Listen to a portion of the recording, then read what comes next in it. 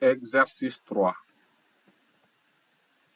Soit la fonction rationnelle modélisant la concentration d'un médicament dans le sang, C de t égale t carré moins t moins 12 sur t carré moins 16. En utilisant la fonction table ou le graphique de votre calculatrice, déterminez là où les valeurs pour lesquelles la fonction C de t affiche une erreur. Donc, on nous a dit pour t positif. Donc là, on commence par saisir notre fonction. Y égale à t carré moins t moins 12. Bon, on va prendre x carré moins x moins 12 divisé par x carré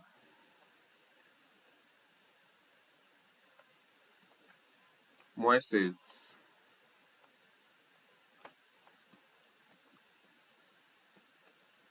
On fait seconde fonction table. Donc là, on voit que pour t égale à 4, on a erreur. Donc la fonction n'est pas définie pour t égale à 4.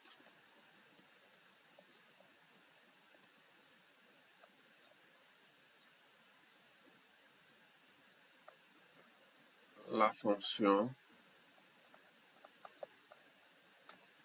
n'est pas définie pour t égale à. Donc la fonction n'est pas définie pour t égale à 4. Donc la raison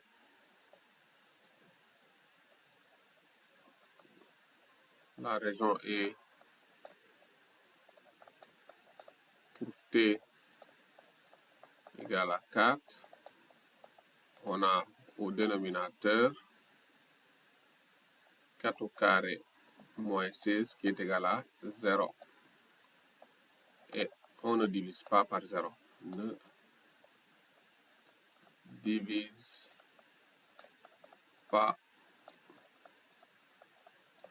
par 0. On dit maintenant, en resserrant l'intervalle de votre tableau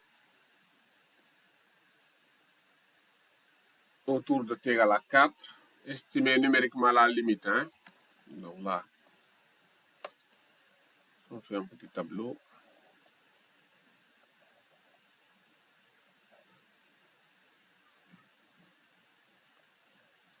T, C de t. Donc 3,9, 3,99. 4,0. Bon, déjà là, je mets 4 d'abord.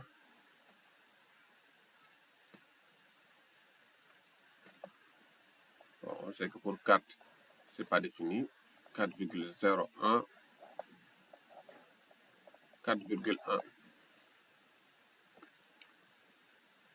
Une fonction table 7. Donc on met sur ASC.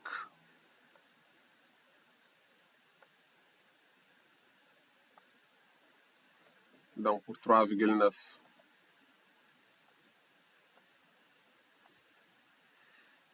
Donc là on a 0,800. Bon, si on prend 3 chiffres significatifs, 73, 3,99.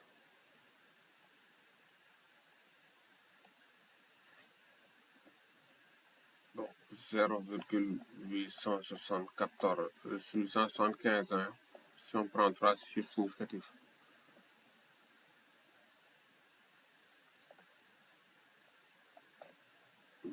Et là-bas,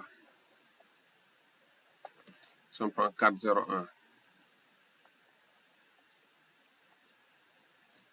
0, là aussi, 75, 4,1.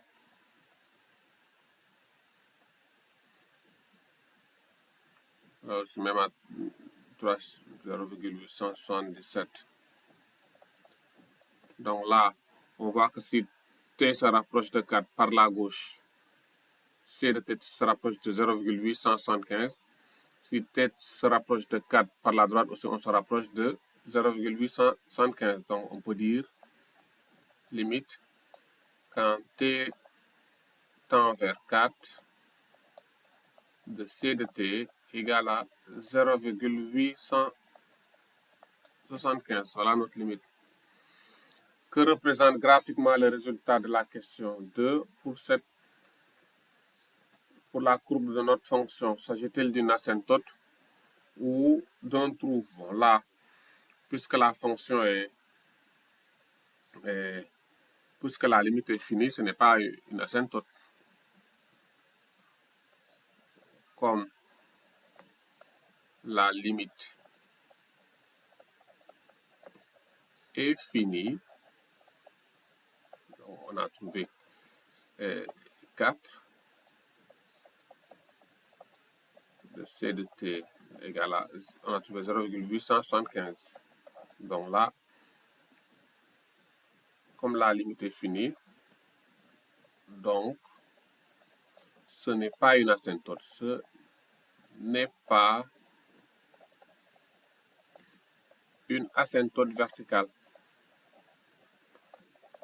Une asymptote verticale. Pour une asymptote verticale, la limite devait être infinie. Ce n'est pas une asymptote verticale. Donc, sur le graphe, on doit avoir un trou. Bon, essayons de voir. Donc là, on règle le zoom à zoom décimal. Voilà, donc là, pour x égale à 4, on voit bien le trou ici, à ce niveau-là. Donc, il s'agit bien d'un trou.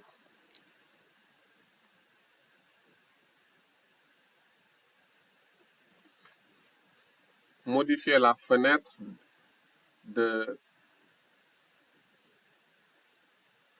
du graphique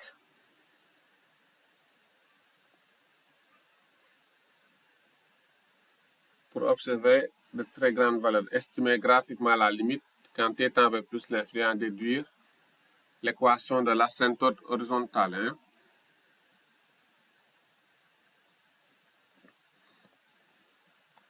Donc là, pour connaître l'équation de l'asymptote horizontale, on va regarder la courbe. Hein?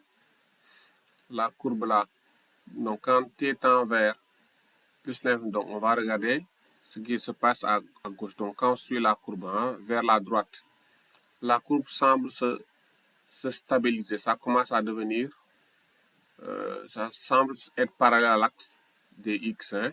Donc là, on parle d'asymptote horizontale. Et l'asymptote horizontale, bon, ça semble se stabiliser pour y égale à 1. Là, quand on voit bien sur l'axe là. Donc, pour y égale à 1, la courbe semble se stabiliser. Donc, on peut dire que graphiquement, donc,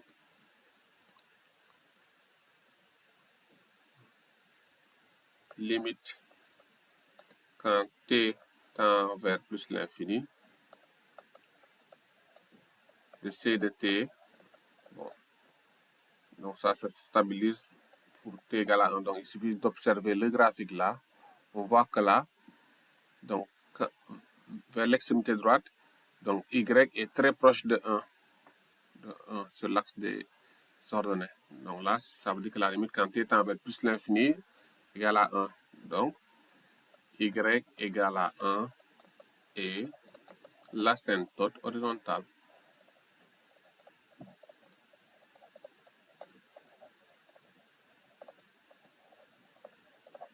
Horizontale.